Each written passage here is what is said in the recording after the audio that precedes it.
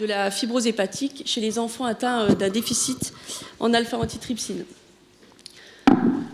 Donc, quelques rappels succincts sur le déficit en alpha-antitrypsine. Donc, c'est une maladie génétique autosomique récessive, codée par le gène SERPINA1 sur le chromosome 14, qui donne des atteintes hépatiques et pulmonaires. Donc, la principale mutation, c'est l'allèle mutant Z codant, qui, à l'état homozygote, donne le phénotype PIZ le plus représenté. La mutation de la protéine entraîne un défaut de repliement et une accumulation dans le réticulum endoplasmique qui cause les lésions hépatiques. Donc en pédiatrie, il y a une atteinte très variable de cette maladie, avec une cholestase néonatale transitoire. On peut trouver une simple cytolyse chronique ou une hépatomégalie, et dans de très rares cas qui vont nous intéresser aujourd'hui, une cirrhose avec une hypertension portale, qui va nécessiter une greffe hépatique. Donc la fibrose hépatique, ça apparaît être un point clé à rechercher chez ces patients. Donc actuellement, le gold standard, c'est encore la biopsie hépatique, mais qui est une méthode invasive, avec un coût chez l'enfant qui nécessite une anesthésie générale et une mortalité qui n'est pas nulle. Donc se développent des méthodes non invasives. Donc aujourd'hui, sur cette étude, on s'est intéressé au fibroscan, donc l'élastométrie impulsionnelle qui utilise l'analyse du nombre de la propagation du nombre de cisaillements à travers le foie pour estimer sa rigidité. Donc c'est une méthode qui est bien utilisée chez l'adulte et qui est validée. Chez l'enfant, c'est de plus en plus utilisé, mais on n'a pas encore de valeur seuil pour les pathologies. Et des scores biologiques qui, chez l'enfant, sont très peu utilisés et pas encore validés. Donc dans cette étude, on a regardé le score APRI et le score FIB4 qu'on a analysé. Donc l'objectif de cette étude, c'était d'évaluer la performance du fibroscan et des scores biologiques APRI et FibroSys4 pour détecter la fibrose hépatique chez ces patients pédiatriques avec un déficit en alpha-antitrypsine. Donc la méthode, c'était une étude monocentrique rétrospective. Donc on a inclus les enfants suivis à Lyon qui avaient un déficit en alpha-antitrypsine et qui avaient eu pendant leur suivi au moins une valeur, une mesure d'élastométrie avec des valeurs fiables. Donc le premier patient inclus, il avait eu un fibroscan en 2009. On a exclu les enfants qui avaient été transplantés, donc avec un fibroscan sur foie natif, et les enfants qui avaient une comorbidité hépatique.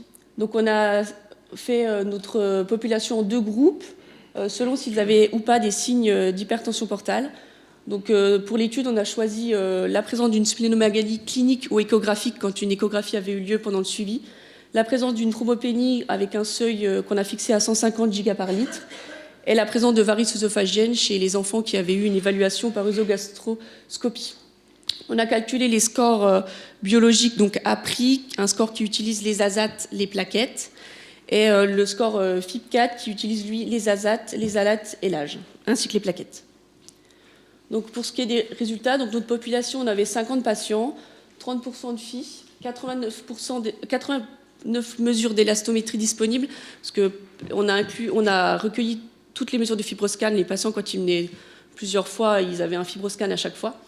Donc dans notre groupe avec critères d'hypertension portale, on avait 7 patients. Ils étaient tous de phénotype PIZ. Donc dans le tableau, c'est les principales données biologiques, donc comme ce qui peut être attendu, le groupe qui avait des signes d'hypertension portale, il avait une augmentation significative des azates, des alates et de la bilirubine totale, et une diminution significative des plaquettes par rapport au groupe a priori sain. Pour ce qui est du fibroscan, donc là aussi on avait une différence significative entre les deux groupes, donc avec une médiane à 15,8 kPa pour les patients avec critères d'hypertension portale contre 4,2 kPa chez les patients sans critères d'hypertension portale. On avait une corrélation significative entre la valeur d'élastométrie et les paramètres clinico-biologiques d'hypertension portale. Pour ce qui est des scores biologiques, donc là aussi on avait une différence significative entre les deux groupes, pour le score APRI et pour le score FibroSys4. Pour le score APRI, c'était corrélé aussi aux paramètres biologiques, cliniques et morphologiques d'hypertension portale. Pour le score FibroSys4, il n'y avait pas de corrélation avec les gamma-GT et les alates. Pour ce qui est de la performance des marqueurs, donc on a essayé, à partir de nos données, de de définir un seuil à partir duquel on peut penser que ces enfants vont commencer à avoir des signes d'hypertension portale et qu'il va falloir les surveiller de plus près. Donc pour le FibroScan, le seuil retenu est de 7,1 kPa avec la meilleure sensibilité et spécificité. Pour le score APRI de 0,668 et le score FibroSys-4 de 0,530. Pour ce qui est de l'histologie, on avait un petit nombre de patients qui avaient eu une analyse histologique, donc 8 résultats. On n'avait pas de différence significative, mais quand même une nette tendance.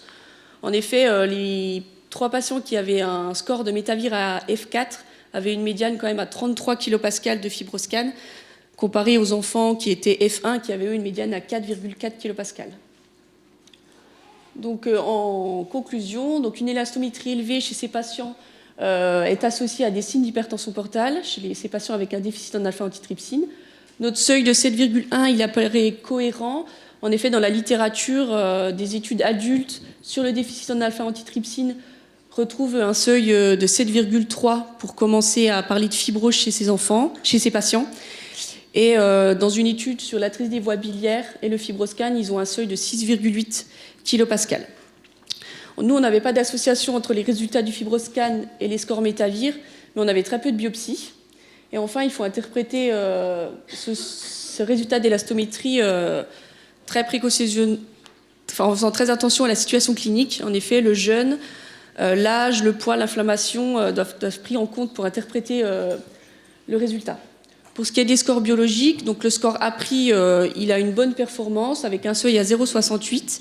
Le score FIT4, il est moins précis, probablement parce qu'il prend en compte l'âge dans son calcul. Donc nos limites, donc c'était une étude monocentrique uniquement lyonnaise et rétrospective, donc avec un certain perte de données. Donc en conclusion, donc nos FibroScan, ça paraît être un outil fiable pour détecter la fibrose chez ces enfants. Et le score APRI pourrait être une bonne alternative en cas de non-disponibilité du FibroScan dans les centres qui ne sont pas dotés en FibroScan. Merci de votre attention.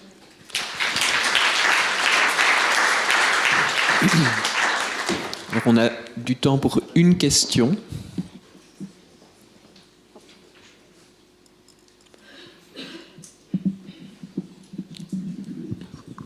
Finalement, qu'est-ce que ça apporte en plus de vos critères cliniques qui vous ont permis de faire les 2 groupes? L'étude ? Le FibroScan, est-ce que ça vous permet de détecter, de faire changer des patients de groupe finalement ou pas vraiment? Non, pas vraiment. Ça permet surtout, enfin, on les biopsie très peu ces patients, mais ça permet de peut-être un jour se passer de la biopsie, en tout cas pour les suivre, et surtout les enfants, finalement, les patients qui ont un déficit en alpha-antitrypsine, il y en a très peu qui sont graves.